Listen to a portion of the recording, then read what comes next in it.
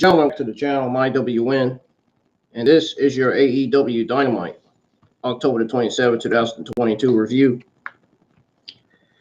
We got a lot of your WWE and AEW Thursday afternoon news to go over after the review. That includes news on BAYLEY, Wayne Barrett, Tony Khan, Kenny Omega, the Young Bucks, and plenty more. Now, before I get started with the review, if you guys are new, hit that subscribe button. And please, how about hitting that thumbs up on the stream? Let's get a lot of likes on the stream minimum. This is going to be a very, very serious AEW Dynamite review. It's going to be a good show here. So, also, you can follow me on Instagram. You can follow me on Facebook. You can add me on Snapchat. Links to all of my accounts are in the description below, including my second YouTube channel that I haven't even started yet. My second YouTube channel is IWN Gamer. If you haven't subscribed there, go subscribe to that channel because I plan on starting next year. So I'm going to be running both channels pretty much. And some of my reviews and watch-alongs are going to be on that channel too. So anyways, guys, we're going to go ahead and get right to the AEW Dynamite review because I want to be able to get to work as early as at least 4 o'clock or 4:30. So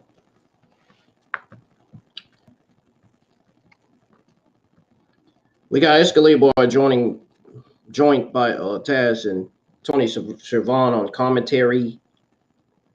So it was Excalibur, Taz, and Tony Schiavone pretty much on commentary for this week's episode of AEW Dynamite. They said we hear from MJF and Jon Moxley. So Jon Moxley would defend his championship against Penta later in the show last night. So the first match to start off night was Chris Jericho with the Jericho Appreciation Society. Once Jericho and Garcia were in the ring, Wheeler Yuta and Claudio Castagnoli made their entrance. Only wrinkle joint on commentary. So pretty much the first match we got, like I said, Jericho and Garcia versus Claudio Castagnoli and Wheeler Yuta. Claudio started the match. It immediately launched an assault on Chris Jericho. So once that happened, Garcia tagged in to give Jericho some air. And Claudio dragged him to the corner and landed some uppercuts. Yuta tagged in and landed some forearms and chops. Garcia slowed down Yuta with a headbutt and landed some strikes of his own. Yuta and Claudio dominated Garcia and Jericho in a one-sided faction enough that Jack Howard jumped in to cause a decision. Now, this didn't detour much. It didn't really detour that much. Isolating Daniel Garcia holds. So Garcia pretty much broke free, and I'm guessing you guys know what else he did.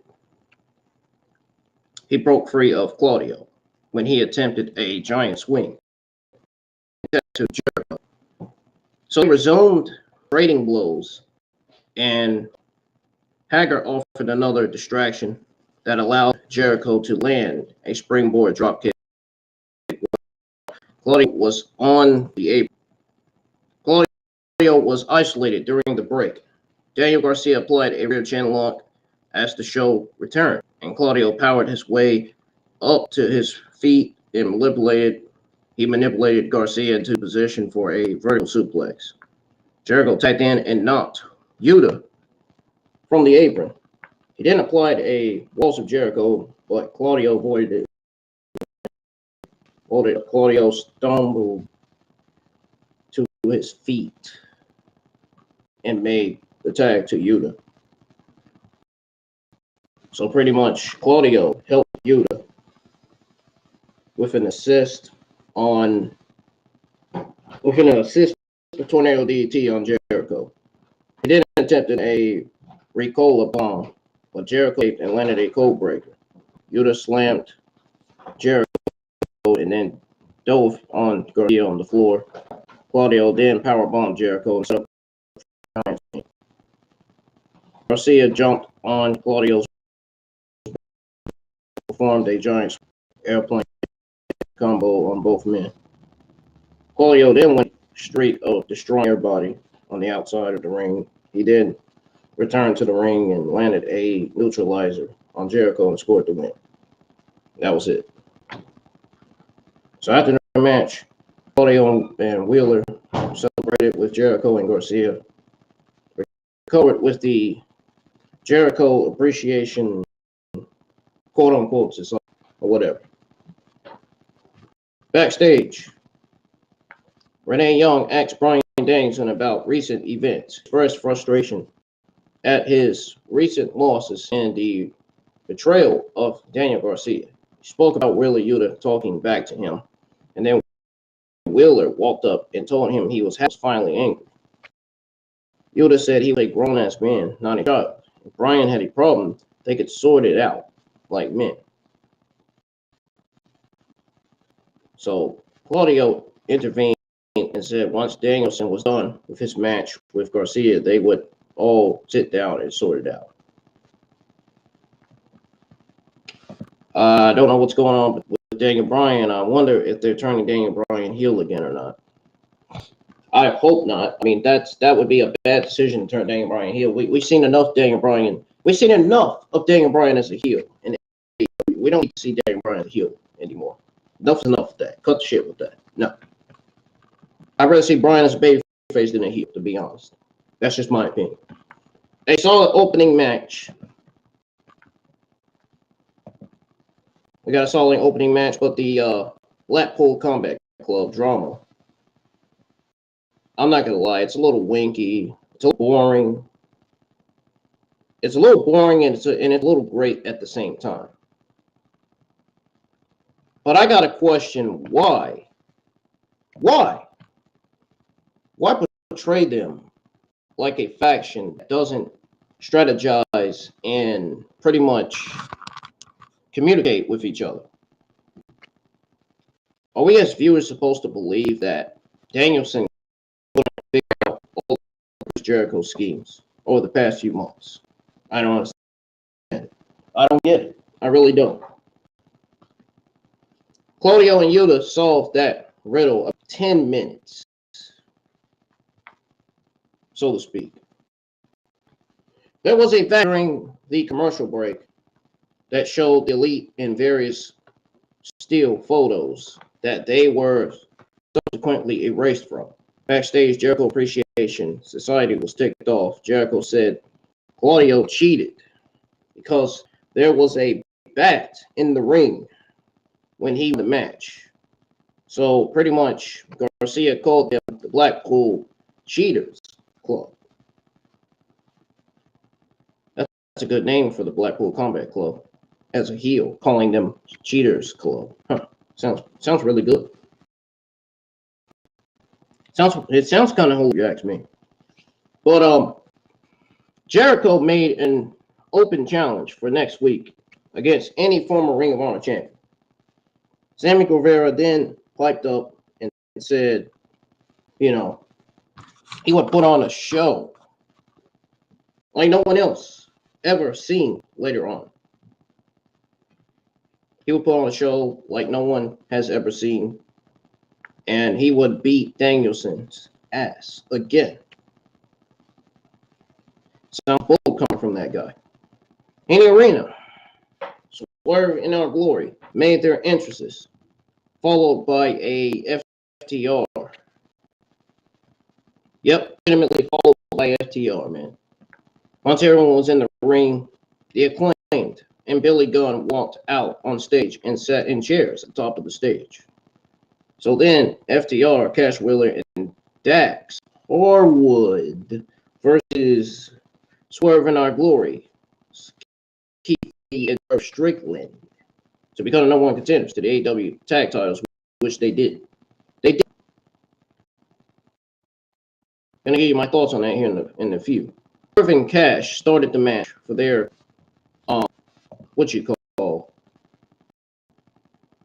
respective teams. There was a big "Scissor Me Daddy" chant as the match started. Strickland used his speed to gain an early advantage and land an arm drag. The Gun Club was shown in the crowd in the front row. Cash returned fire with a fireman's carry and then made a tag to Dax. He entered the match, landed a short leg drop, followed by an arm wringer. What an interesting move. An arm wringer. I never heard of that name before. The name of a move like that. Swerve landed a punch to the gut and made a tag to Keith Lee. Probably smells like Lee. Anyway.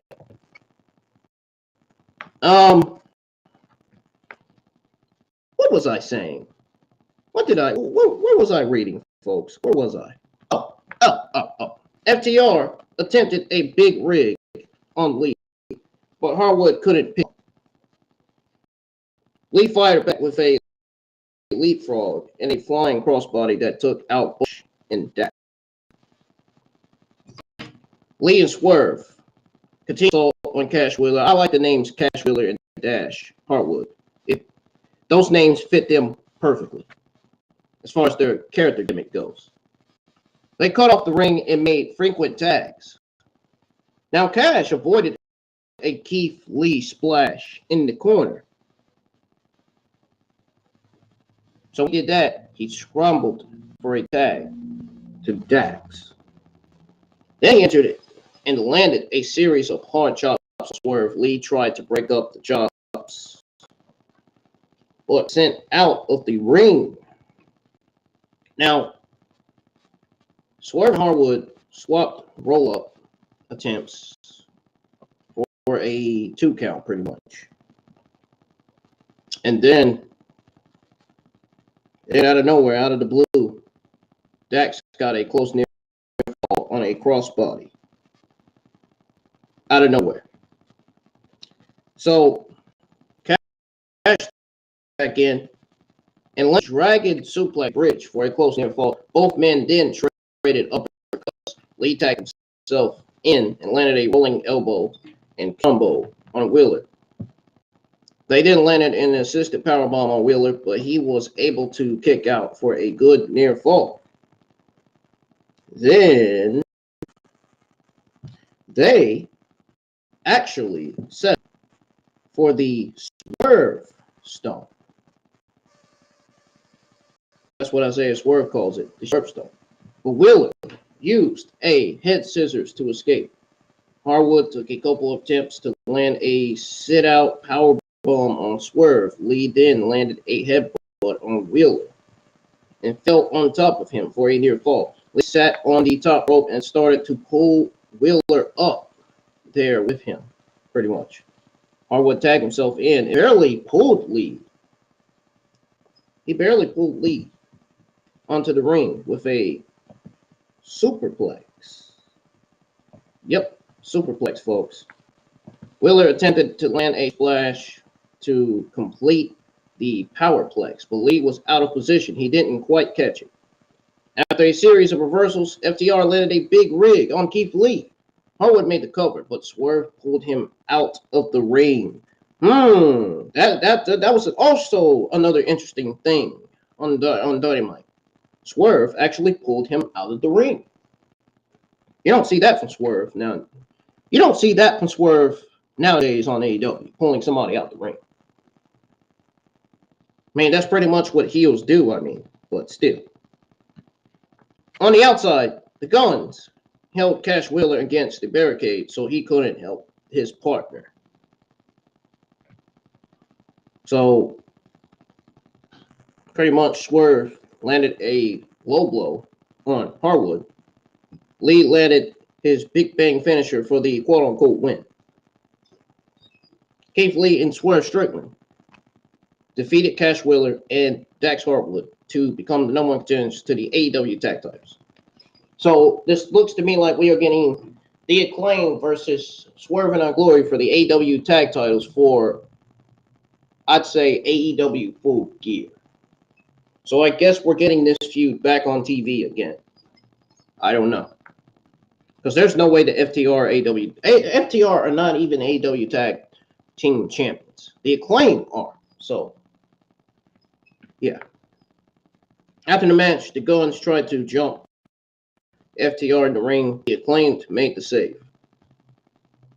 Backstage, Renee Young tried to interview Saraya, known as Paige in WWE. Well, it used to be known as Paige in WWE.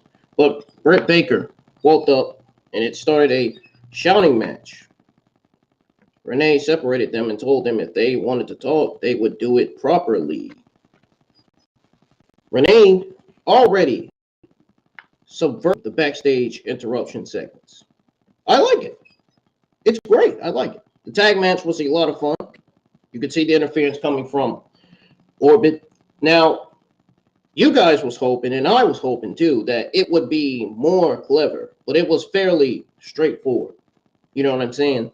So, complete with the referee had to quickly pretty much turn his back to avoid seeing the low blow. Renee Young stood on the stage and welcomed MJF out.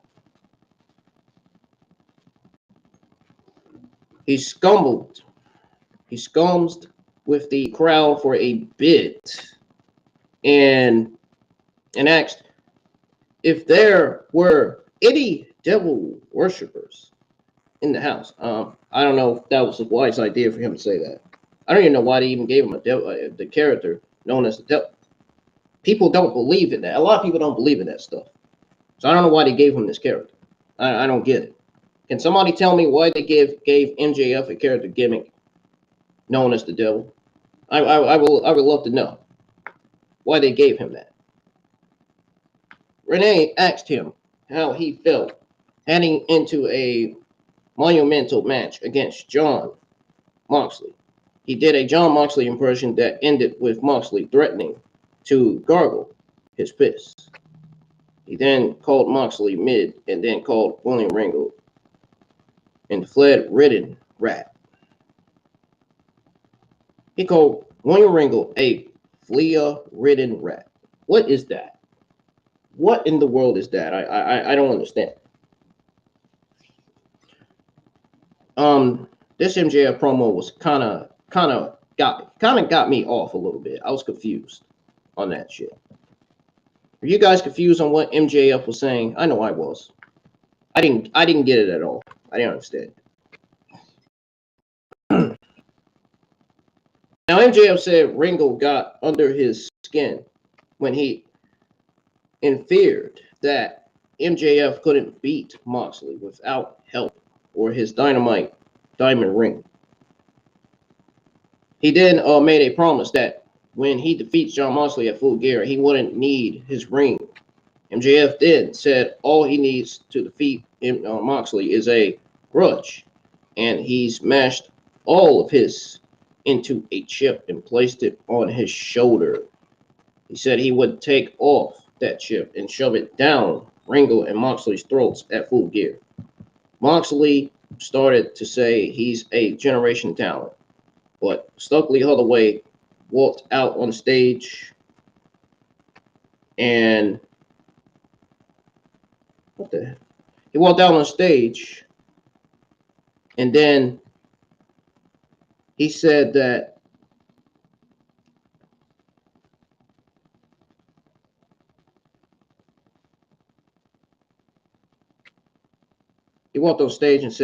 Stokely knew he wanted Moxley at 100%. Sorry, something caught me off. I got cut off by something. Something caught me off guard a little bit. Excuse me for that. But MJF slapped the mic out of his hand and then told Stokely that he wasn't to touch Moxley or he would be fired. MJF said he needed Moxley at 100%, so Ringo and his weird fanboys have no excuse. He performed his catchphrase and walked off. The Kingdom, Wardlow and Samoa Joe had a video package. Viewer carries Matt Taven called Wardlow a Milvin. Wardlow said he would make Taven his next victim on Friday with a Powerbomb Sympathy. So this is leading to us getting the Kingdom versus Wardlow and Samoa Joe for this week's episode of Rampage. So that is what this video package is leading to. My honest opinion. That's just me. And please, I don't want the geeks online coming out here. Oh, you sound like an idiot saying we're getting King versus Wardlow. I mean, that's what we're getting from Rampage, clearly. That's what the video package is leading to from reading this. I mean, what else do you want me to fucking say? Really? In the arena, Sammy Guevara made his entrance with Tay Mello. They made out on stage, followed by Bryan Danielson. These two, Mello and Sammy Guevara, are like Penelope and Kip Sabian. Just to throw it out there. We got Bryan Danielson versus Sammy Guevara. Yeah. We got Bryan Danielson versus Sammy Guevara, as if we haven't seen this match a few times already. I've seen these guys go head to head before. I know. Trust me. Didn't we see these guys go head to head in the Indies? We've seen them go head to head in other wrestling promotions, I'm sure. I mean, this isn't the first time that, in my own opinion, this isn't the first time that Bryan Danielson and Sammy Guevara has had their battles. But the match started with a knee strike from Guevara. He then landed a series of strikes in the corner, and then an enziguri. And then a double springboard. That was a good double springboard color, by the way. That was really good. That looked really good. Danielson recovered and locked in a Romeo special. Oh, that's what he calls that submission. Romeo special. That is creative thinking by Daniel Bryan there to call it that. He then landed a series of uppercuts and chops in the corner. Both men traded hard strikes until Bryan dropped Guevara with a flurry. Bryan attempted to apply an armbar, and Guevara was able to scribble to the ropes. Also, Bryan went for a Juji Gatami. Yes, folks, a Juji Gatami. That's what, I guess is what Bryan calls it. But Guevara avoided it.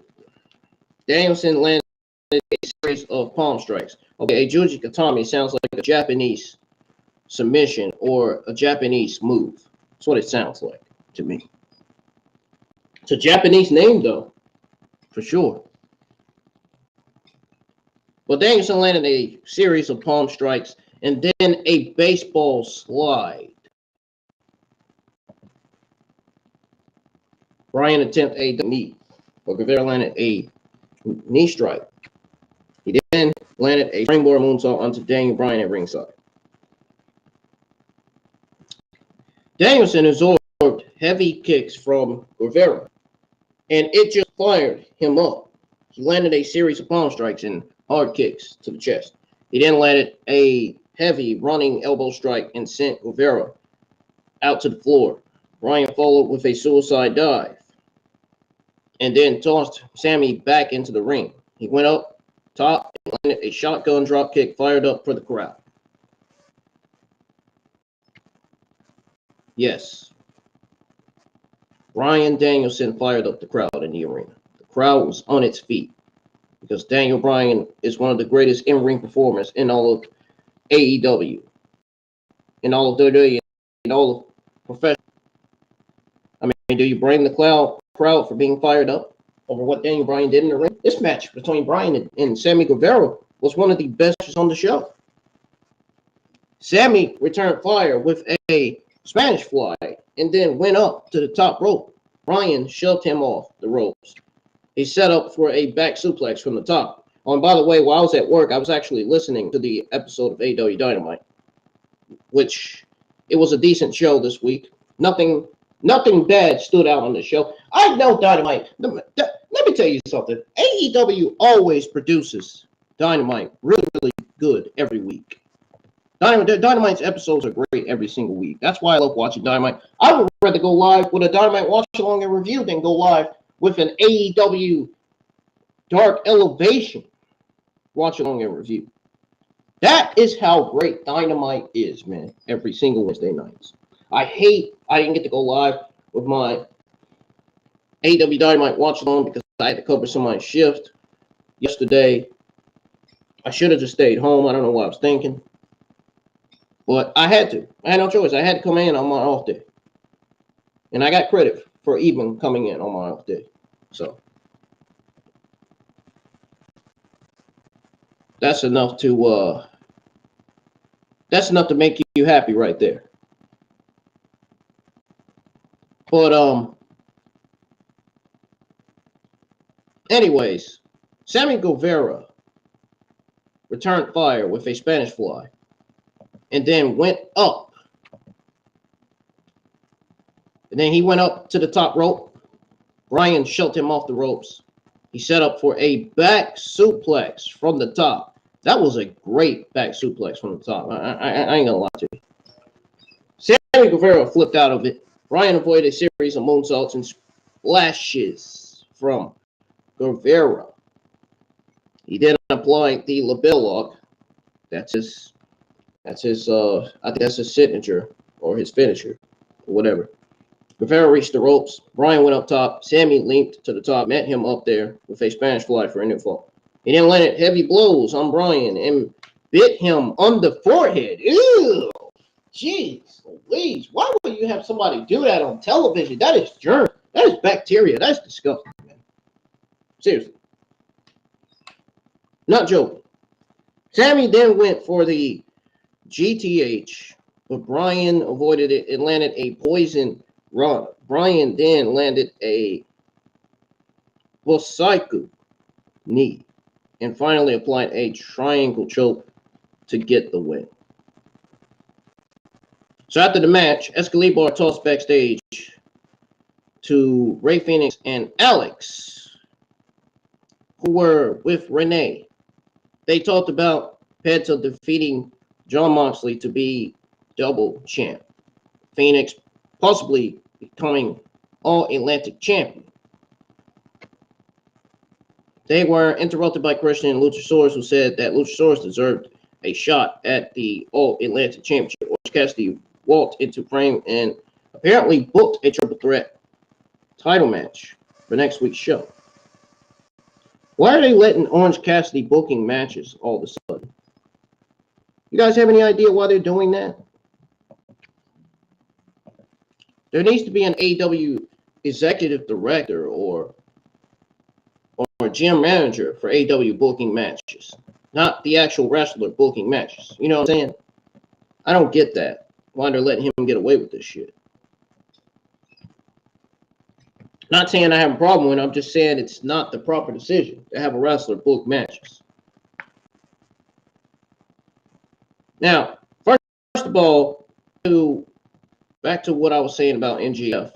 Back to the MJF stuff. MJF's promo was well delivered. You know, I'm still not sold on him leaning so hard into the cheers. You know what I mean? But, you know, obviously there is a strategy at play. MJF does has a master plan. So I'll withhold judgment. But I think, and you guys watching also probably think, that MJF is a great heel. The era of the anti-hero tweener character would make more sense if MJF was still in open conflict with Tony Khan in AEW. But that hasn't been mentioned since his return. I could see AEW turning MJF babyface after his match against Jon Moxley for the AEW World Championship, which I think will be at Full Gear. He'll get to cash in his chip. Now, the match between Danielson and Guevara, it was a very good TV match. You know, we were hoping we'd see more of Bryan being a buzzsaw. You know what I'm saying? In this situation, anyway. But he's taken quite a few losses lately, and that's not good. That's never good when you're taking losses. We all know that. Yuta called him out for being too stupid to see Jericho and Garcia were up to. It was good to see him get a win, but, you know, I'm not sure Guevara needed to be protected so much in this instance. Are you guys sure that Guevara needed to be protected so much in this instance? Let me know in the live chat, man. I want to know what you guys know. I want to know what you think about this match between Bryan Danielson and Sammy Guevara. Jamie Hayter made her entrance with Riho and Britt Baker. She was 10, followed by Riho, who made her return to AEW last week. Now, the question is, could this be a singles match that results in another tag match between Toni Storm and a partner versus Baker and Hayter, which I think her partner is going to be Riho? I mean, clearly she made the save for Toni Storm, and Toni Storm returned the favor by making the save for Riho. I guess there's only one way to find out. I mean, actually, there's no need to find out because we know Riho is going to be Toni Storm's tag team partner. So it's clearly going to be Toni Storm and Riho versus Britt Baker and Hayter, either for AEW Full Gear or for next week's episode of Dynamite. One of the two. We got Riho versus Jamie Hayter with Britt Baker and Riho at ringside. Riho got a bit spun around early on in the match, but they got it back together quickly. Riho hit scissors, grabbed her leg as she hit the ropes a moment later. Hayter got dumped by the floor by a low bridge from Riho. She then climbed to the top and splashed Hayter on the floor. She recovered and drove Riho into the ring apron. Hayter then took control and grounded Riho in the corner, or in the ring, excuse me. There were some very sloppy reversals, man, when the show returned. Hayter finally powered Riho into position, and she reversed into a coat of red of sorts. Let me take a sip of this drink real quick. Some good ass Kool-Aid. She then landed a double stomp. Riho landed a Northern Lights suplex for a 2 count. Then Riho went up for a crossbody, but Hayter rolled through and landed a brainbuster for a near fall. There's no way that Riho was beating Jamie Hayter. We all knew Riho was going to lose this match. I mean, given that what she did in the ring and all that stuff, it wasn't enough to put Hayter down in the process. Hayter picked up Riho after another awkward reversal. Riho hit the ground awkwardly. Riho backed herself into the corner, and Britt Baker offered another distraction. Hayter popped Riho into the air, but Riho landed on her back and pulled her into a code red for a near fall. She went up top for a double stomp, but Hayter avoided it and landed a Uranagi backbreaker. And then Riho rolled up Hayter for a 2 count. Hayter recovered and landed a ripcord lariat. She then covered and got the win. Now, this is a very, very good win for Jamie Hayter. Now we're finally starting to see AEW give Jamie Hayter the push that she absolutely deserves. And I hope they get her the fuck away from Britt Baker and Riho. Like, immediately. She needs to, from the looks of it, she needs to turn babyface. They need to go ahead and have her turn on Britt Baker and Riho sooner rather than later. After the match, Hayter celebrated with Baker and Riho. Toni Storm walked out onto the stage and held up her interim AEW Women's Championship. Backstage, Renee interviewed Eddie Kingston. And you guys notice that every faction has a female in it, except Factory and Dark Order. I mean, if they want Hayter to join the Blackpool Combat Club, I don't mind seeing her in that group. If they have Daniel Bryan turn heel, I don't mind Hayter replacing Daniel Bryan in that group. I don't mind seeing it. Just want to tell you that. But anyways, they interviewed Eddie Kingston. she said, or he said,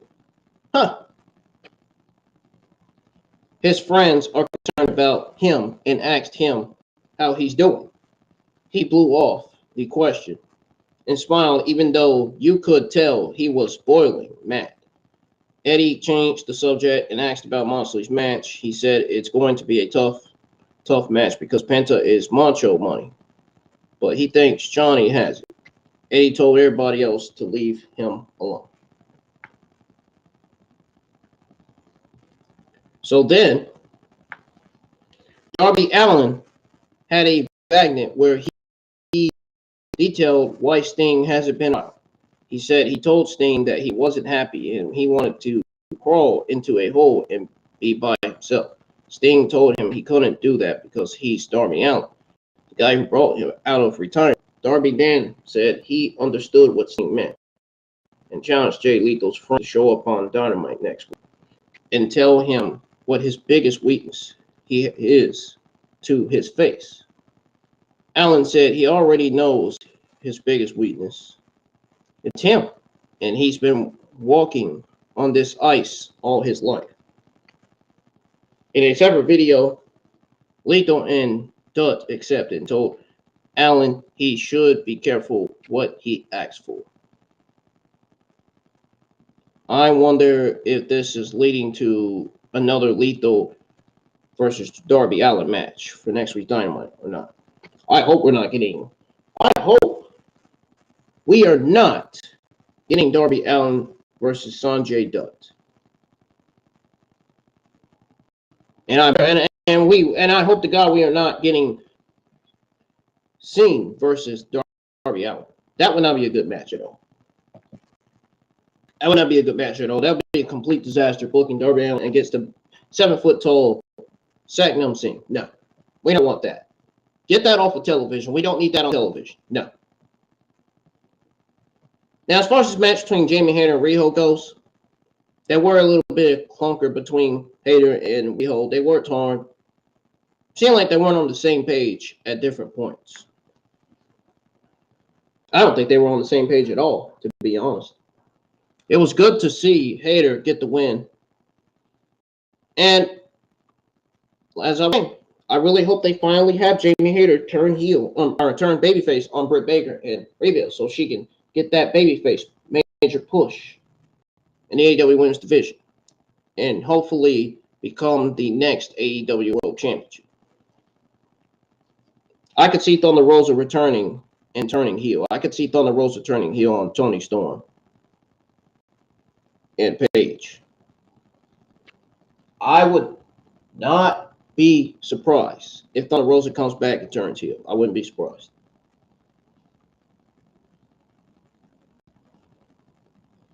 Penta made his entrance first for the main event with Alex, followed by Jon Moxley. So we got Jon Moxley versus Penta El Zero Miedo for the AEW World Championship. A big slap and chop fight broke out early in the match. Both men avoided some early attempts at signature moves. Penta flashed his Zero Miedo sign to Moxley, who flipped him double birds. Penta sent Moxley to the floor and then dove him with a flip over the top rope. Now that flip over the top rope must have had Penta hitting hard for sure. But they drove him on him with a flip over the top rope, and then Moxley landed an overhead suplex on Penta that sent him right into the turnbuckles. Legitimately, man, sent him right into the turnbuckles, man. Not joking. He then delivered mounted punches in the corner and tore a bit at Penta's mask. Both men hit the ropes. Penta landed a sling blade for a 2 count. He then attempted a package power driver. But Moxley escaped and landed a cutter. Mox followed up with a power driver for a near fall. Moxley landed some elbows and then for a bulldog. Penta released the clap on his mask to escape the submission. Both men attempt submissions but fail. Penta finally executed the arm breaker on Moxley but got a near fall. Both men rolled out onto the apron and brawled. Penta set up for a leaping Canadian destroyer using the ring steps, but Moxley avoided it. Landed a DDT on the steps. Moxley lined up and landed the King Lariat and then covered for a near fall. Moxley set Penta on the top rope, set up for a super splash or superplex. I was thinking super splash, but it was a superplex actually. Penta knocked Moxley down and landed a double stomp, followed by a package power driver for a very close near fall. Moxley recovered and caught Penta with a paradiagram, or I don't know what this move is, with a paradigm or whatever it is, paradigm shift, followed by a Death Rider for the win. I couldn't even pronounce it right. So after the match, the Firm, Morrissey, Ethan Page, Lee Moriarty, Austin Gunn, and Colton Gunn, the Ass Boys, ran down to the ring and attacked Jon Moxley. Stokely Holloway followed shortly thereafter. The Blackpool Combat Club was shown locked in their personal room backstage. Moxley managed to land a few shots on the Gun Club Moriarty, but was put down by Morrissey and Page. MJF teased coming to the ring and then walked backstage for a second. He then popped back out and walked to the ring. Told Stokely Holloway he was fired. Stokely smiled. His crew then beat down MJF. Ethan Page picked him up and landed a Ego's Edge. And then Morrissey tossed him out onto the ramp. Morrissey picked up MJF and drove him through the timekeeper's table at ringside with a choke slam. The Firm stood tall to close the show. Now, I did enjoy the Moxley versus Penta match, but it suffered from the lack of any real chance of Penta playing spoiler. The Firm has felt so cold on TV lately that it feels like an unnecessary element to add such a promising title feud. Now, I hope to be proven wrong. I'm sure you guys are hoping to be proven wrong too. But, you know, I'm sure we all were really getting a strong stretch of MJF and Moxley building their match one-on-one instead of having to deal with this distraction.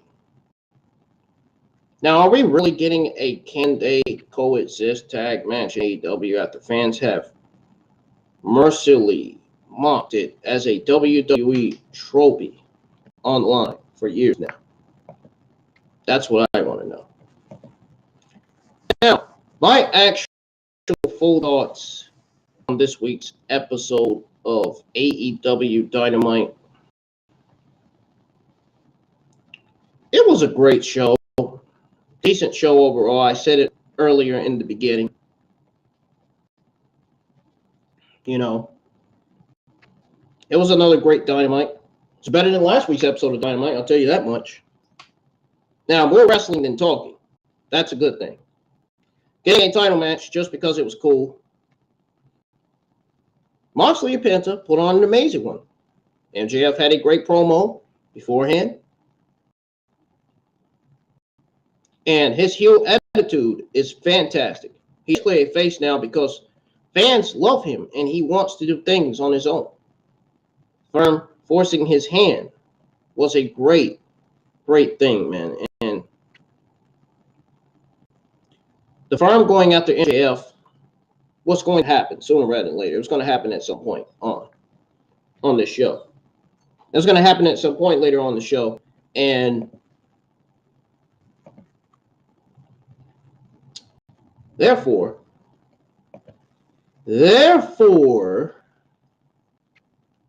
Stokely getting power hungry. It was going to happen at some point with Stokely getting power hungry, man. Yep. Moxley and MJF both got beat down. So that does muddy some of the math. There's still some time before the pay-per-view. Makes us wonder if MJF is going to have a match against one of the members of the firm as a tune-up. Pretty sure Moxley will too. It should be good. We don't know. We'll see. Good promos from Eddie Kingston and Rey Fenix to get their opinions on the main event. There was a lot of sarcasm from Eddie because of that intervention on Rampage. Eddie's story being about how close he is to snapping is great. It makes the most out of working in his past with other companies. And then Phoenix being confronted by Christian and Luchasaurus, that was good too, you know, as was Cassidy joining in. Cassidy is quickly becoming the fightingest All-Atlantic champion by having 2 triple threat defenses in a row as his first title defenses. But he shouldn't be booking the matches. The AEW general manager should be. Tony Khan needs an AEW general manager booking matches, man. He needs to. He needs it. He needs one. And he needs one bad. He needs some AEW writers as well. He needs a general manager and AEW writers really, really bad. Because he can't continue this on his own for long. He's not gonna be able to. Something tells me he's gonna need some help with these shows. Now, he's starting strong, Cassidy is, winning strong, and might make it all the bigger when someone takes that title off of him. It was a great match coming out of Riho and Hayter, even though they had some weird spots. Hayter would win to push her up to the ranks towards the women's division. Toni Storm showing up was, of course, a further sign of that. So we are winning Storm versus Hayter at some point. It's going to be awesome. I don't know if it's going to be this week on this week's episode of Dynamite, or if it's going to be for AEW Full Gear. It might very well, more than likely, be for AEW Full Gear. We don't know. We'll have to see. I do have some news on 2 title matches being booked for next week, so one of them is probably Storm versus Hayter. Don't be surprised if I'm right again. Saraya and Britt also had a nice little encounter backstage. They're building even closer to that match for Saraya's return to the ring, which I think that match between Britt Baker and Saraya should be booked for AEW Full Gear. It would be one of the greatest creative decisions ever. Just because it makes sense, just because it's a AEW caliber pay-per-view match, in my honest opinion. Now, Britt Baker also had a little nice encounter backstage, even though she's not about the women's division. She's all about herself and her political ways. They're building even closer to that match for Saraya's return to the ring. Now, I am thinking Storm and Saraya each win their matches against Hayter and Britt. But if either of them is losing, it might be Saraya because Britt Baker will have rebuild to help her cheat, pretty much. And from what I've heard and from what the internet wrestling community has heard, it sounds like Storm wants to get the interim out of the way the same way Jon Moxley did. Maybe Storm is just named the women's world champion if Thunder Rosa ends it back after Full Gear. So, I think we're getting Saraya versus Britt Baker for Full Gear. I don't think we're getting Storm and Saraya versus Baker and Hayter for AEW Full Gear. I would rather see Saraya versus Britt Baker for AEW Full Gear. Because if we're getting Toni Storm versus Hayter, then we shouldn't get Toni Storm and Saraya versus Britt Baker and Hayter. It wouldn't make sense. To me, it wouldn't. So, we also got an awesome contenders match from FTR versus Swerve and Our Glory. Now, I like all the moving parts of this. The Acclaim were watching from a distance so as not to be a factor, other than fans paying them some attention, while the Gunn Sons were ringside because they were going to be a factor. Of course, it sets up Guns versus FTR for the Ring of Honor World Tag Team Championships, either for Rampage or for next week's episode of Dynamite. We'll find out. Now we are getting Acclaim versus Swerve in Keith Lee round 3, with how Swerve is going further and further heel. I bet he and Keith Lee lose, and then Swerve turns on Keith Lee, and we get that feud. That's going to be an interesting feud right there. Then we get Guns versus FTR. That's half a chance Guns cheats to win and get the firm their first belt. That would be a terrible decision. Absolutely terrible decision, man. That's a match that should be booked on Ring of Honor TV, not AEW TV television. Good promo from Taven and Wardlow to set up their match. But I would think Wardlow wins. Of course he's going to win, because his rise back up can't be stopped just because the Kingdom shows up. I mean, Wardlow's on a winning streak right now. We also get good promos from Darby and Lethal's group to hype up their rematch. So we are getting a Darby Allen versus Jay Lethal rematch, which I don't mind seeing. Now, I'm sure you guys would love if Lethal's old friend, who knows Darby's weakness, is Sting. Lethal and Sting were in Impact together. Sting knows Darby pretty well now. Sting could spin it by saying if Darby wants to prove himself, then he needs to be able to overcome someone with everything in his favor. That in itself can help prove to Darby and to AEW that Darby is ready for the world title. Again, great stuff from Blackpool Combat Club great stuff from Blackpool Combat Club and Jericho Appreciation Society. I was going to say Blackpool Combat Club versus Jericho Appreciation Society. That's what I was going to say. I was trying to say that. I wasn't even trying to say that, man. Just kind of almost slipped. Great opening match from Claudio and Yuta versus Jericho and Garcia. That win is big because I would love for Full Gear or even Ring of Honor final battle in December to have Claudio versus Chris Jericho and Yuta versus Garcia. Last chances for Blackpool Combat Club to get those Ring of Honor titles back. Jericho calling out all of Ring of Honor is great. And I'm sure you guys would love to see Ring of Honor Women's Champion Mercedes Martinez show up to whoop Anna Jay or Tay in a title match. And we could see the Briscoes beat up on Menard and Parker. Maybe we could use that promo to give us Jericho versus Samoa Joe at some point. Bryan versus Sammy Guevara was also great. And of course, Bryan won. Bryan was, come on, man. You geeks online thinking, oh, but Sammy Guevara's going to win. There's no way Sammy Guevara was winning that match. Bryan was going to win, regardless. The Blackpool Combat Club getting heated with each other is an intriguing twist. I can't wait to see which way this goes. And while not played up much in the broadcast, I really do like that, the little promo from the Elite. They did good with that Golden Dano Snap type effect. And of course, pointing out that they are the reason for everything that has happened with the company.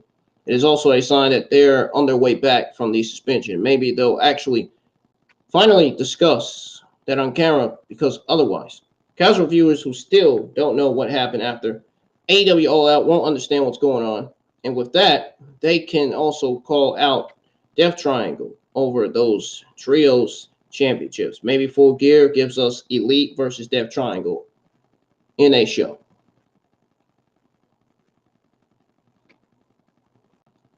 So that is my full thoughts on this week's episode of Dynamite. That is going to do it for your AEW Dynamite October the 27th, 2022 review. If you guys enjoyed it, if you enjoyed listening to it, please hit that like button on the streams. The thumbs up. Subscribe to the channel if you're new. Thank you guys for joining me for this amazing review. I think I did great. Now I'm going to be posting a voting poll in the community on my YouTube channel, on my community page, asking how I did on my AEW Dynamite October the 27th, 2022 review. Ladies and gentlemen, it is finally time for your WWE and AEW Thursday afternoon news.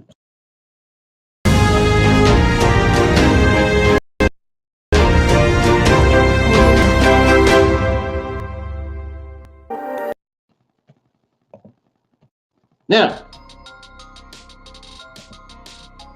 with that being said, we're going to go ahead and start with the news on Bayley. So, apparently, I don't know if you guys know, apparently Bayley was urged to move on from Damage Control. And I have the answers to that question. I can tell you that right now with certainty. I have the answers to that question.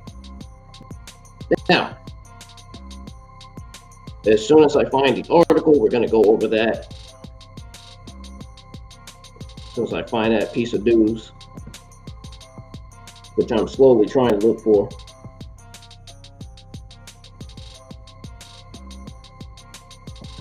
See if I can.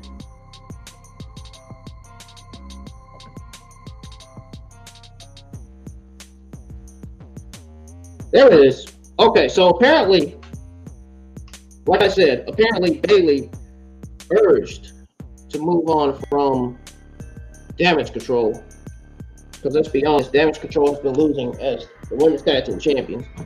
And Bayley's been losing, and I think they're only making her look worse. Bayley was away for over a year after suffering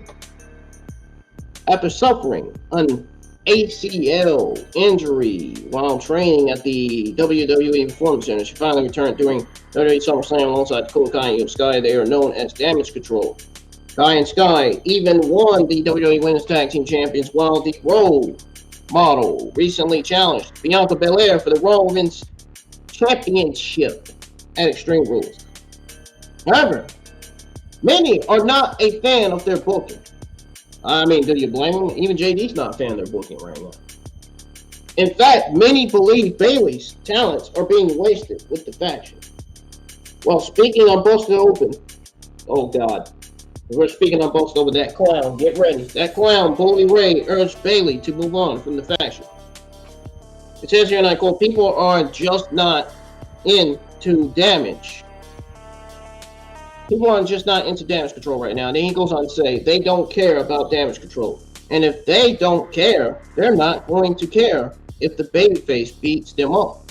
It's just kind of like, okay, fine, yeah, we get it. Move on. Damage Control doesn't have a shitload of heat. And if the devil ain't got no heat, Jesus can't blow a comeback. This is why strong heels are so important. Now, despite the fact that Bully Ray's a clown, I will say he is right. Bully Ray is absolutely right about this, so I give Bully Ray credit here for saying that. Now, we'll have to wait and see what WWE will have planned for Bayley and her faction in the coming weeks. Hopefully. All right, next news we have is on Wade Barrett. Next news we have is on Wade Barrett. Now, apparently, Wade Barrett is absolutely not ruling out an in-ring return. Would you guys like to see Wade Barrett return to the ring? Let me know in the comments below as I go over this news on Wade Barrett. So Wade Barrett had a memorable first run in WWE, which saw him win the first season of NXT, become the leader of the Nexus, and have championship runs. Barrett returned to NXT in 2020 and has been playing a color commentator role since then. Bad news, Barrett signed a full-time contract back in 2020. It was then revealed that Barrett had a new contract, or had signed a contract extension with the company. Barrett hasn't competed inside the Swerve Circle since his WWE departure in 2016. Now, while speaking on Out the Character with hey, you know that stupid Ryan Satin guy that blocked me on Twitter? That, you know, that time when I had Twitter, Ryan Satin blocked me? That freaking idiot, man. That freaking geek blocked me on Twitter, man. Because I shitted on his podcast.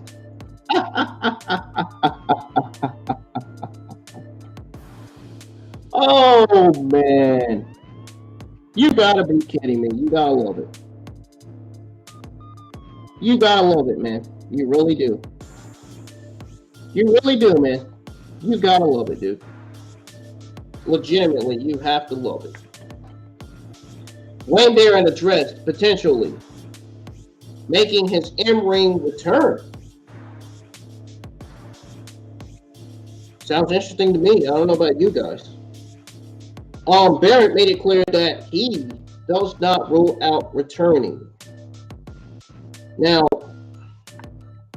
he says here, like, quote, "I've never ruled out getting back in the ring one day. I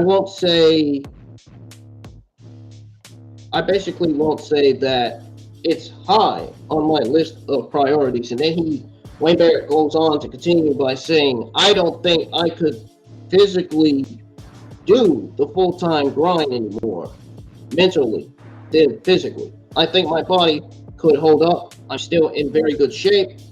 I know I keep myself fit. But I think that grind of doing that job full-time for who knows how long would be very difficult for me at this point, because I've just got other avenues now and other things I enjoy doing. Most obviously the commentary side of things, which I wouldn't want to give up." End quote. We'll have to wait and see whether the former leader of the Nexus will end up competing in the ring in the future or not. I don't think he is. I mean, we got enough young talent. I don't think we need Bray Wyatt, or not Bray. I called him Bray Wyatt. Jesus Christ. Wayne Barrett. I don't think we need Wayne Barrett in the ring. I really don't. I'm sorry. Triple H's focus should be on building up new stars and new young talent. That's what his focus should be. And his focus should be making sure the Raw and SmackDown shows are produced and written right, and make sure the shows are great every week, and make sure the booking is right for both Raw and SmackDown, and even NXT. It's time for Triple H to start focusing on NXT now. It really is. He seems to be focusing on it now because we got that video package from last week's episode of NXT simulating that Dominic Dijakovic could be on his way to NXT.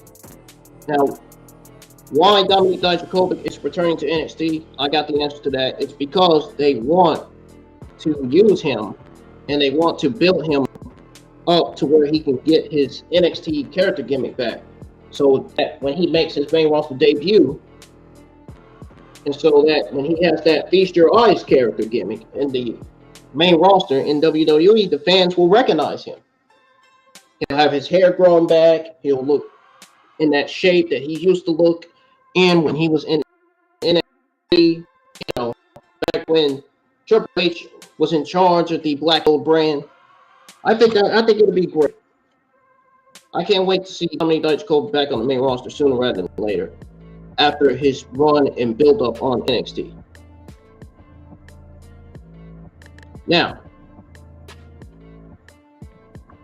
next news we have is on WWE NIXING Hell in a Cell pay-per-view event. In other words, it's being canceled. So that's the apparent news right there. Now, first of all, where's y'all take on Wayne Barrett? Let me know in live chats.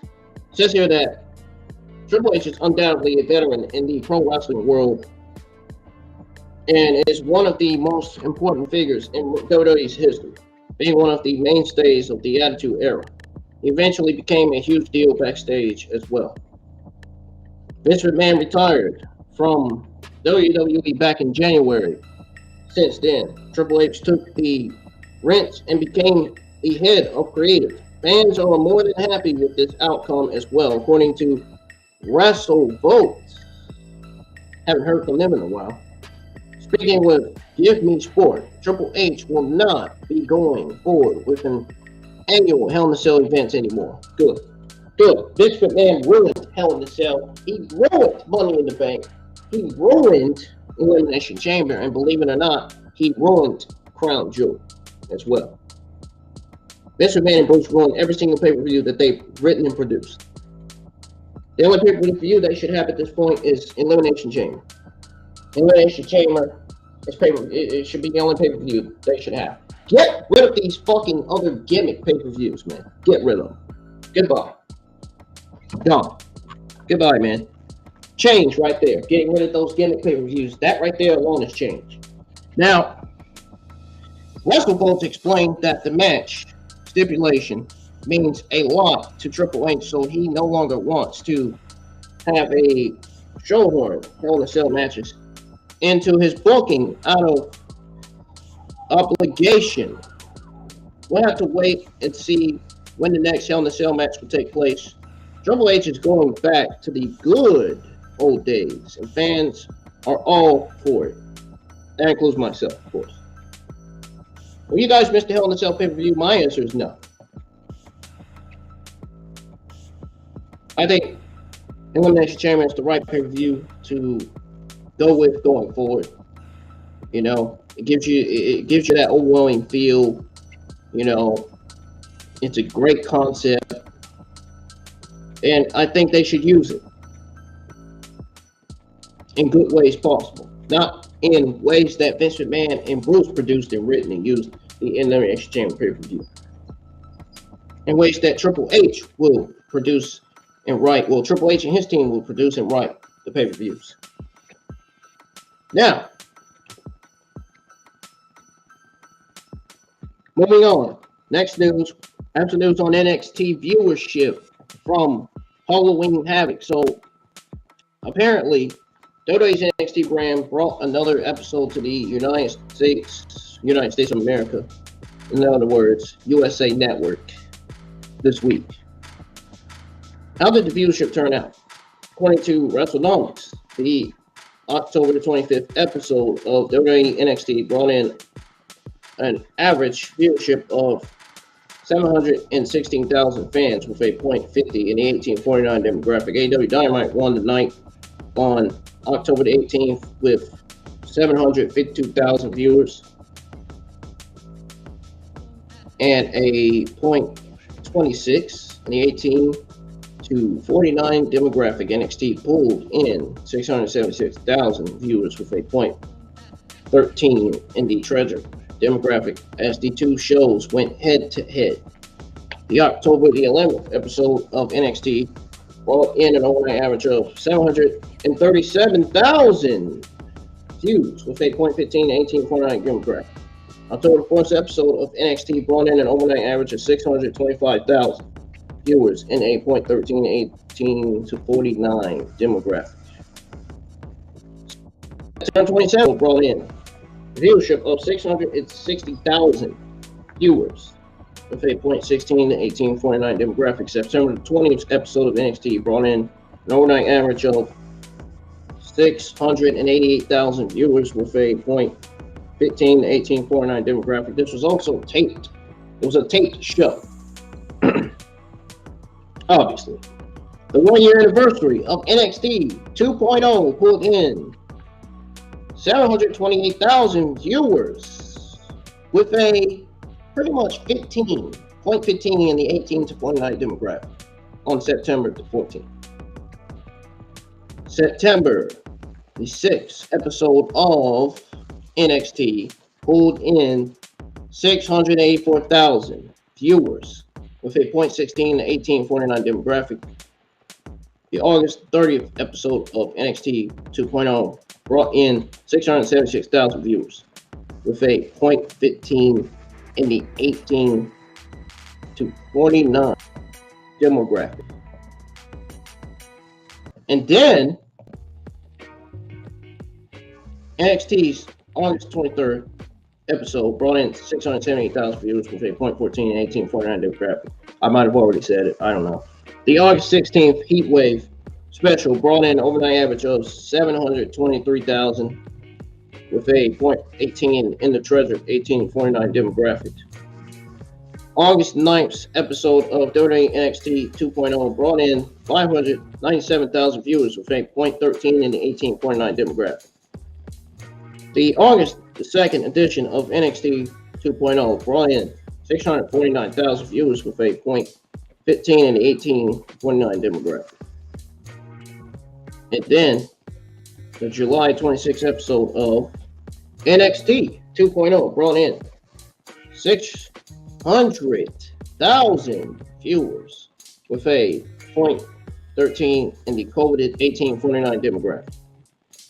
July 19th episode of WWE NXT 2.0 brought in 588,000 viewers. 508,000 viewers with a .13 in the 1849 demographic. The July the 12th episode of NXT 2.0 brought in an overnight average of 582,000 viewers with a .14 in the 1849 demographic. The Great American Bash pulled in 593,000 viewers for their July 5th special. They also ranked in a .12 in the coveted 18 to 49 demographic. We'll have to see how NXT continues on when it comes to viewership. The NXT 2.0 change obviously hasn't broke any good records, and that does not sound good for NXT. Triple H needs to quickly focus on changing NXT, because if he doesn't, the more audience he loses, the less chances that fans are going to be watching, or the more chances that fans are not going to be watching NXT. Because NXT sucks. Meanwhile, the Halloween Havoc was one of the best pay-per-views, NXT pay-per-views that they ever produced. The only two best matches on that pay-per-view was the ladder match and the main event. That was it. That's it. That's it. Okay, moving on. Next news we have is on Macho Man Randy Savage. You guys are not going to believe this. The next news is on Macho Man Randy Savage. So apparently there is finally a major reason as to why Macho Man Randy Savage actually left the WWE. Finally, man. So this story was interesting to me. I figured I'll go over it with you guys. Macho Man Randy Savage inspired a generation of pro wrestlers and fans alike. He quickly resurfaced in WCW when he left WWE in 1994 after his contract with the company expired. On October 31st, Savage made his last WWE television appearance. A week later, on November 7th episode of Raw, Vince McMahon addressed the audience and Savage himself. It seemed like that was the end of it, as Savage later made his WCW debut on December the 3rd of the same year during an episode of WCW Saturday Night. Now, it was unknown whether difficulties behind the scenes eventually contributed to the split of Savage and McMahon in the following years. As it turned out, it was not always the case. Simply put, Savage and McMahon wanted to go on different paths in the specific circumstances. The Macho Man wasn't ready to stop competing entirely, although the actual video clip is not available anymore. Savage told ING in 2000 that he didn't want to retire just yet and shift into the commentator full-time role. That was exactly what WWE intended him to do at that time.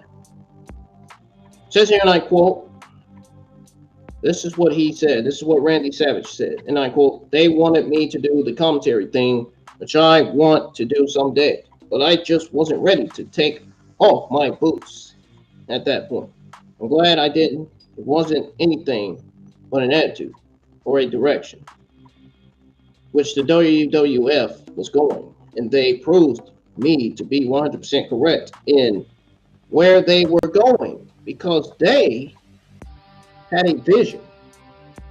They had a vision in where they were going. But at the same time, it didn't work for me at that time.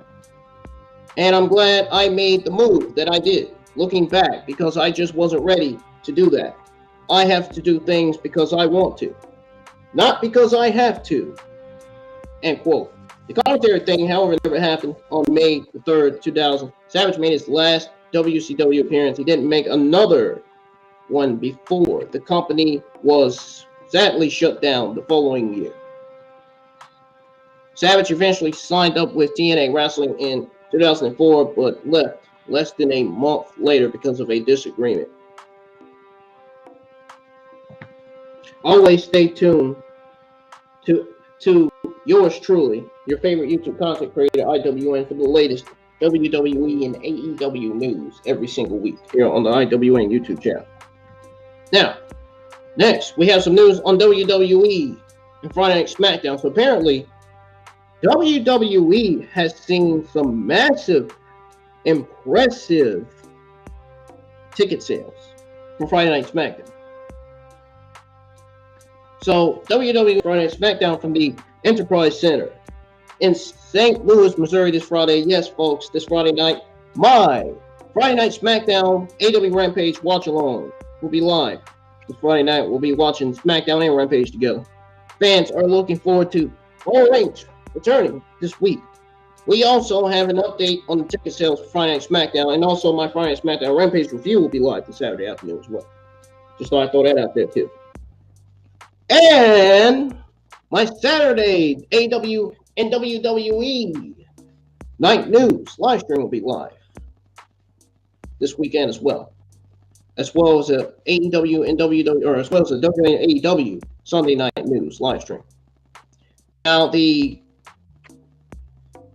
SmackDown and Rampage review, I'm going to go over your WWE and AEW Saturday afternoon news coming out of October the 26th. We're going to go over the October the 26th WWE and AEW Saturday afternoon news that I'm going to have for you guys, because I missed seeing the news from October 26th. I got to go over it, see which one I can go over with you guys. The weekend's going to be loaded full of content, and I may be streaming a few games this weekend as well, because I plan on buying PlayStation Plus again. I do. I really do. No shit. I'm not kidding. I want to get back to streaming WWE 2K22 so we can finish going over the roster, so we can finish, so I can actually finish trying out all the talents on that game, because I haven't even used all the talents. Yeah, I've used a lot of them, but there's a lot more to showcase and use on WWE 2K22. So I can't wait for the AEW video game to come out. That's the game I want to get right there, the PS4. I got the PS4 sitting right here beside me. You guys can hear it. Now, fans, as I was saying, fans are looking forward to Roman Reigns returning this week. We also have an update on the ticket sales for Friday Night SmackDown. According to WrestleTix, 6,449 tickets got sold for the event. This leaves around 1,558 unsold. Besides Roman Reigns' return, there are other exciting matches announced for this week. Ronda Rousey is set to square off against an unannounced challenger. It might even be Shayna Baszler. This week might actually finally be the start of the Ronda Rousey and Shayna Baszler feud. Let's hope so. I'm going to put Shayna Baszler on my thumbnail. I might even put Miku Saramura on my thumbnail just in case Miku Saramura makes her debut. I'd love to see that match. Miku Saramura versus Ronda Rousey. That'd be a good match, man. SmackDown Women's Champion Open Challenge will be on SmackDown. Sami Zayn versus Sami Zayn and Solo Sikoa will face Ridge Holland and Butch in a tag team match. They face Sami Zayn versus a heel Solo Sikoa. That'd be a good match, though, still. But, I don't know. Hit Row! Top Dollar and Ashanti Adonis will team up with a mystery partner, which I think, in my honest opinion, I've said this for weeks, it will be Carmelo Hayes, no doubtably. No doubt about it, it'll be Carmelo Hayes. It's not Joey Janela, you freaking geeks online. The geeks online think it's Joey Janela. You really think WWE is going to sign Joey Janela? Not a chance, man. Nah, not a chance.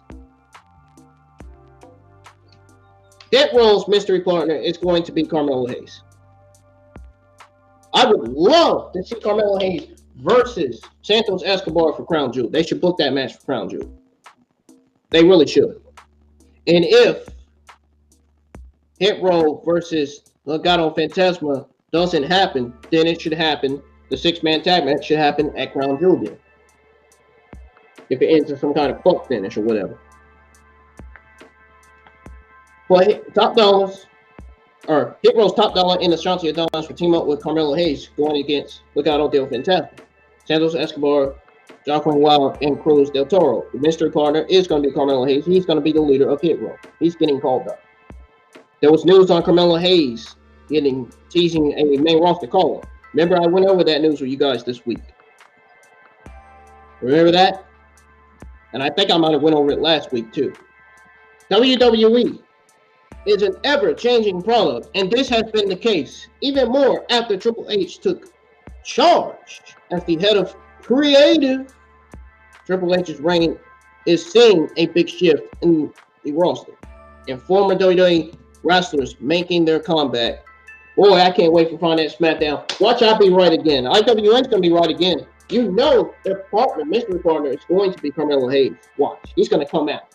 He's going to make his SmackDown debut. I know it's Carmelo Hayes. I know. And watch, I'll be right. It better not be Joey Janela. These geeks online, man, they are so dumb. Thinking it's Joey Janela. Give me a break. You know how terrible Joey Janela is in the ring? I don't even want Joey Janela on my television. I really don't. Yeah. So Roman Reigns return. Ronda Rousey versus a mystery opponent in the SmackDown Women's Championship Open Challenge. You got Sami Zayn, Solo Sikoa versus Ridge Holland and Butch, and Hit Row Top Dollar Ashanti Adonis and a mystery partner, which again, in my honest opinion, it's going to be Carmelo Hayes. It has to be him because he fits perfectly with Hit Row. He's gonna officially make himself leader of Hit Row. He is. He really is. Versus Legado del Fantasma, Santos Escobar, Joaquin Wilde, and Cruz del Toro. Are you excited about Friday Night SmackDown this Friday night? Oh yeah, I certainly am. Especially with Roman Reigns back on the show. Yeah.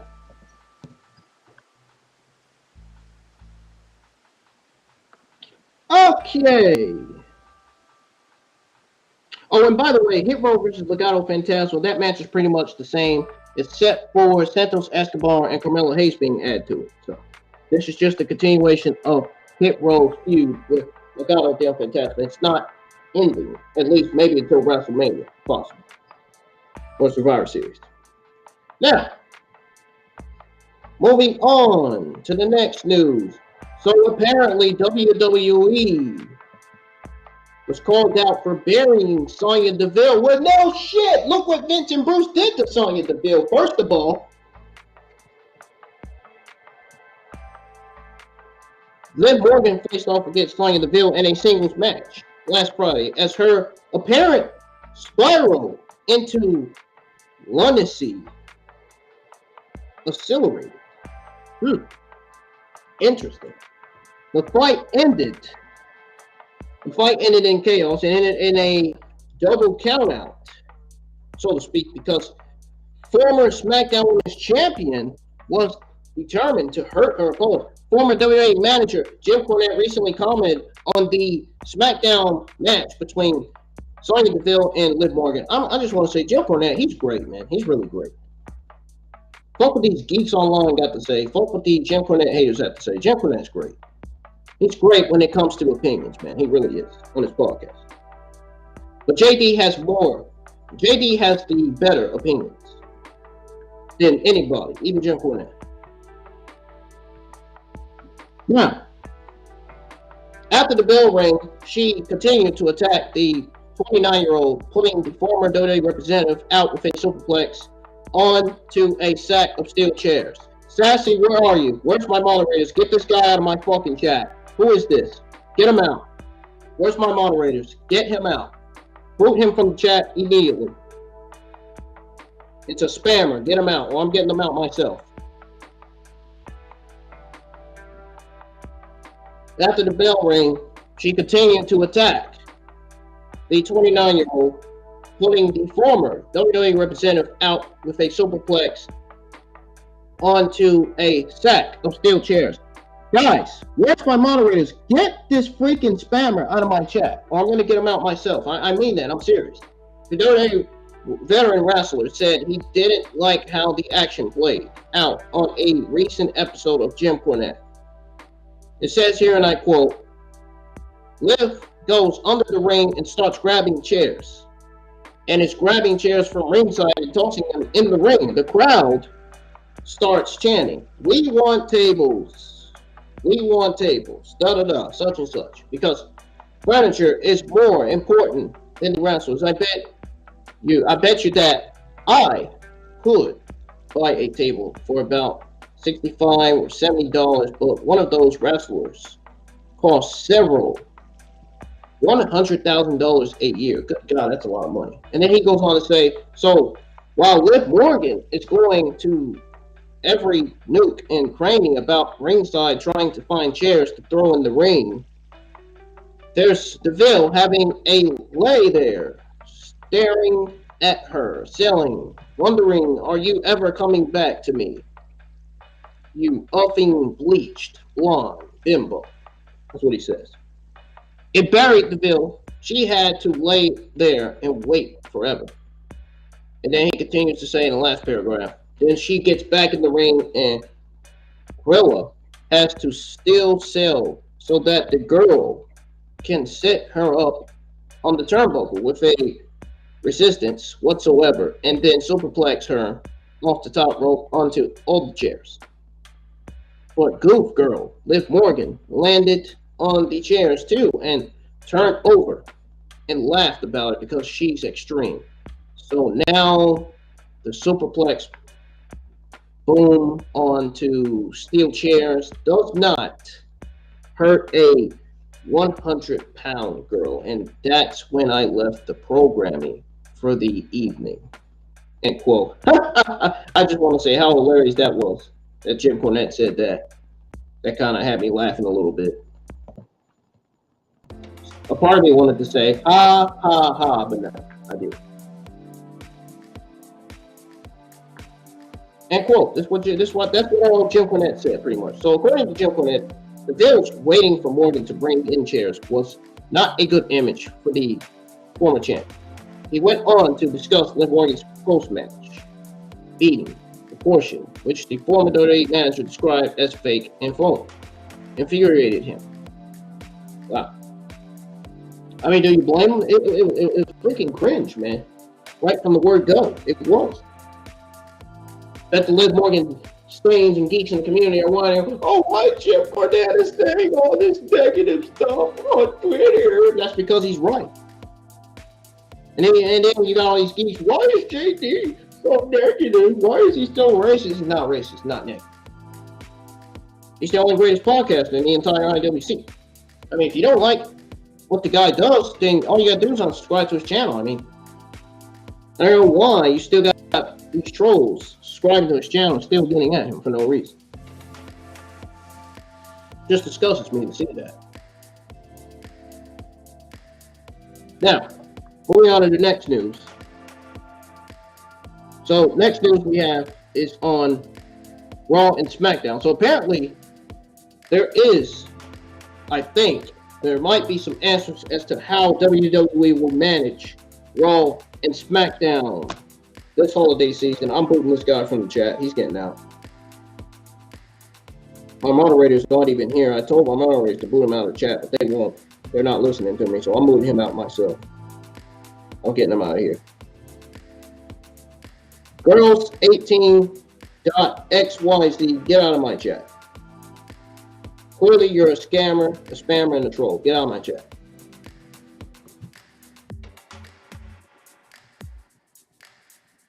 And if you spam my chat again, you are getting absolutely effective, immediately reported to YouTube. Without further notice.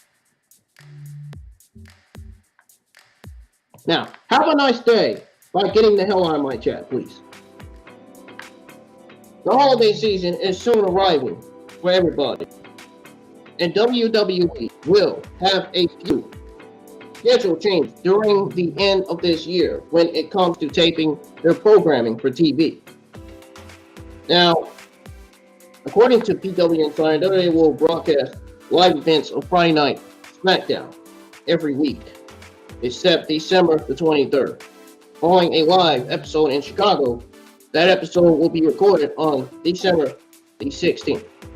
December 6th and December the 3rd or 13th will see live coverage of WWE NXT. The episodes for December the 20th and the 27th will be recorded on December 14th. On January 6th, live tapings will resume. The arrangements for the Raw episode airing on December 26th is currently unclear at this point. Raw brand is holding a live event at the Nationwide Arena in Columbus on that night, although it is being marketed as a live event rather than a Raw episode. That night, a live event of SmackDown will take place in Madison Square Garden. It's possible that Raw will be recorded for the December 26th episode the week before it airs in this mayonnaise or whatever it is at the Wells Fargo Arena. Whatever that place is. It sounds like it's in Mexico. I don't know. What's y'all take on this? Please let me know in the comments. So that is going to do it for your WWE. Thursday afternoon news. Now it's time to go over your it's time for you to go over your AEW Thursday afternoon news. So again, it's the end of your WWE Thursday afternoon news. We're going to go over your AEW Thursday afternoon news now, right now. So, apparently, 2 title matches. Yes, folks, I said it. 2 title matches were booked for next week's episode of Dynamite. We're going to go over the news on that.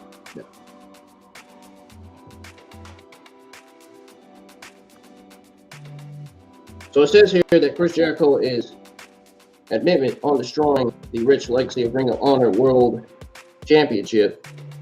He's doing that by taking on former world champions. The Ocho will once again put his title on the line next week on AEW Dynamite. Chris Jericho and Daniel Garcia teamed up against Claudio, Castagnoli, and Yuta on Dynamite last night. Claudio got the win for his team with a neutralizer. Backstage, Chris Jericho was livid after the loss and issued a challenge to any former Ring of Honor World Champion to step up to the plate and meet the Ocho in the ring next Wednesday on Dynamite. AEW All-In Champion Orange Cassidy will put his title on the line as well. Cassidy will take on Luchasaurus and Rey Fenix in a triple threat match for the title next week on Dynamite as well. So this is the card for Dynamite. We got Chris Jericho versus an unknown opponent for the Ring of Honor World Championship. Orange Cassidy versus Luchasaurus versus Rey Fenix for the All-Atlantic Championship. Darby Allen versus Jay Lethal and Billy Gunn's birthday bash. Renee Young sitting down. Renee Young sit-down interview with Dr. Britt Baker and Soraya. Now, moving on to the next news on what happened with MJF after AEW Dynamite went off the air. So there's news on MJF. MJF may be a fan favorite heading into his World Championship match against Jon Moxley at Full Gear. But that doesn't mean the Salt of the Earth is popular with his peers in AEW. Last night, MJF got to learn a new lesson of the hard way. MJF ordered the firm to stop their assault on Jon Moxley following his successful title defense against Penta during the main event of Dynamite, which we already went over. So, Stokely Hathaway responded by having the group completely destroy the #1 contender to the AEW World Champion.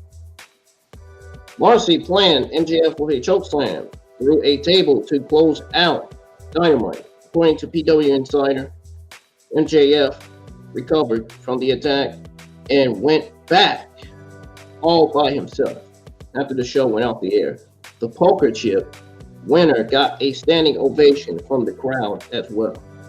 And then, it says here, and I quote, after Dynamite went off the air, MJF recovered from being put through the table and made his way to the back under his own power. Then he continues to say, AEW President Tony Khan came out and introduced Hook. He came out and held up the FTW title belt and then went to the back. Khan thanked the fans for being a great crowd and said they were on the road to Full Gear. And the Norfolk fans were a big part of that. He thanked everyone for being here and went to the back. Justin Roberts asked everyone to please get home safely, end quote. And JF is likely to confront the firm for betraying him for now. The devil himself needs some rest basically to recover from the group's vicious assault. So, what's y'all's take on this story? Let me know in the live chats, please. All right. Next, we have some news on the Young Bucks and Kenny Omega. Apparently, they were backstage at AEW Dynamite this week. The Elite were suspended from AEW after they engaged in a backstage brawl with CM Punk a steal after All Out. That was a very tricky situation, but Kenny Omega and the Young Bucks will be back soon. Apparently, because according to Wrestling Observer Radio, Bryan Everett brought up that the Young Bucks and Kenny Omega were all backstage at AEW Dynamite this week. Oh, great. Oh, great. Good. It was said that they had a good time backstage. Yes, sure they did. Sure. Probably shitting and talking about CM Punk backstage. No telling. And that the video teaser for their return said everything it needed to. It says here, and I quote, the Young Bucks and Kenny Omega were at backstage last night. They showed up. They hung out with everyone backstage, and everyone was very happy to see each other, end quote. It's not clear when the Elite will return to television. It's pretty clear as day that it's coming very soon. Because they aired a very interesting teaser for their return at this time. We are also uncertain who the Elite might feud against, but they could always want those AEW Trios titles back. What is y'all's take on this return to AEW? What is y'all's take on the release return to AEW? Let me know. Next, we have news on the AEW investigation. This is your final AEW Thursday afternoon news. So, apparently, AEW completes the investigation into the all-out backstage brawl. So, since the incident, the company launched an investigation into the incident. Speaking on the latest Wrestling Observer Radio, Dave Meltzer reported that AEW has completed its investigation. Oh, really? Interesting. Can't wait for you guys to hear this, because it says here, and I quote, the investigation is over, and you can tell by who's back and who's not back, who will be punished. So obviously, it's CM Punk, evidently. I mean, we all saw this coming. I mean, we're not shocked. I mean, it doesn't surprise us. They're expecting us to celebrate and throw the party. Yeah, woo-hoo! CM Punk is suspended. Like I've been down. Good break. We all ain't stupid. We know what's going on in AEW and WWE. Yeah, Britt. AEW roster is also still banned from taking or from talking about the incident. It's not clear when the Elite will return to TV. Like I said, it could be sooner rather than later. But it's clear today that they're returning, for sure. Now, are you glad the investigation is over? Sound off in the comments. And then I did say that Death Triangle versus the Elite could possibly be in the books for AEW Full Gear. And that's going to be a massive Trios Championship match. That is going to be great.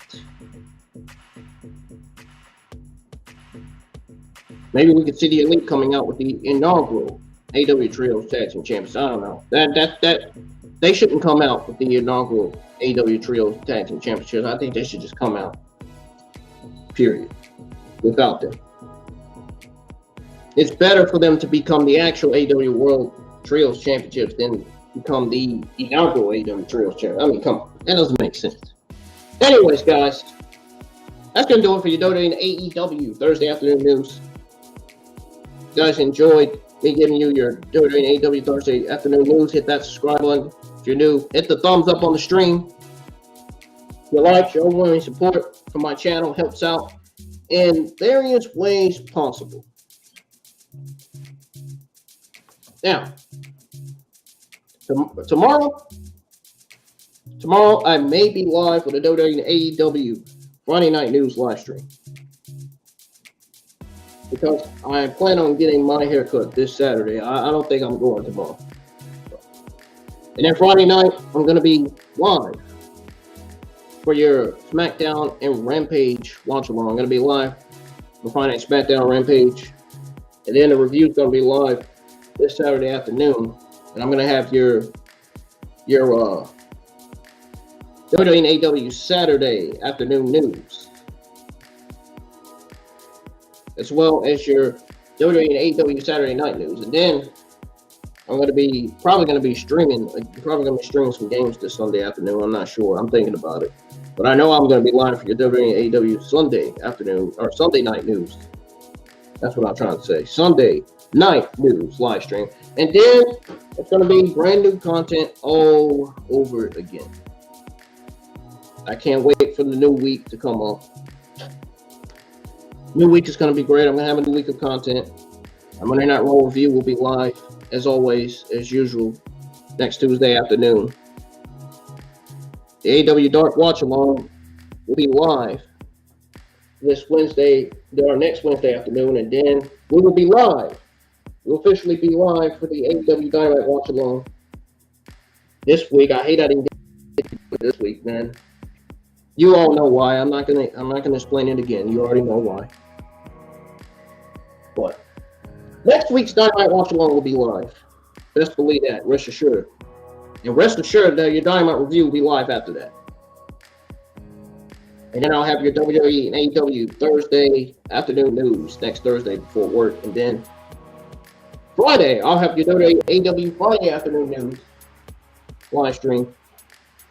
And then next week's SmackDown Watch Along will be live that following night. So, if you guys have any questions on my YouTube schedule, man, let me know. I may even post a YouTube schedule. I may even post my own creative YouTube schedule in the community page on YouTube. So, ladies and gentlemen, I'm getting out of here. Hope you guys enjoy the rest of your Thursday, and I will see you guys in the live chat for your WWE and AEW Friday afternoon news. I'll see you guys in the live chat for, most importantly, Friday Night SmackDown and Rampage. Peace. I am getting the heck out of here.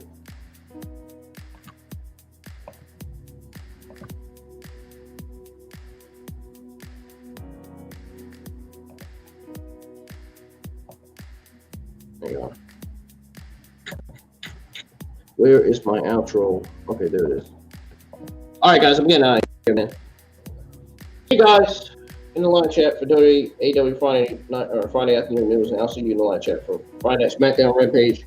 I expect both episodes to be great, so stay safe always. See you guys later. I got to get ready for work. I'm getting out of here.